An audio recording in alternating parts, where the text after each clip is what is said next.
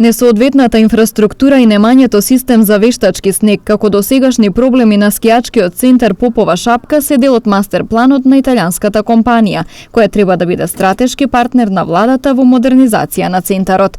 Познавачите на приликите велат дека инвестицијата во скијачката инфраструктура мора да биде подкрепена со решенија и за другите проблеми, во урбанизмот, сообраќајот и хигиената, зашто треба заедничка грижа на централната и локалната власт. А што е со урбанизмот? Што е со паркингот? Што е со работи кои што се многу зависни од една страна од локалната самоуправа, од општината конкретно, а од друга страна од централната власт, односно од владата. Моделот што ќе се одбере треба да даде ефект во смисол да се постигне квалитетна организација на ски центарот, за да може да функционира онака како што функционираат сега референците во нашата околина, да не збориме за Австрија, Словенија и така натаму.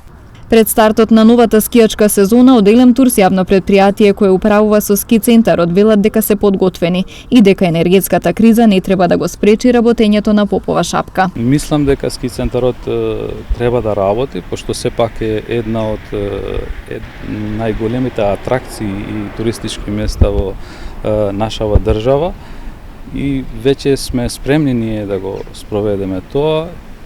Исто така, време трајањето на функционирање на скијањето, мислам дека нема да влијае многу во делот на потрошувачката на струјата, пошто се, знаете, ски центарот работи од 9 до 3. Модернизацијата на Попова шапка, ако договорот помине во собранието, треба да започне од идната година. Избраната компанија е производител на системи за правење снег Техноалпин, партнер на Меѓународната федерација на зимски спортови, која соработува и со неколку ски центри во регионот.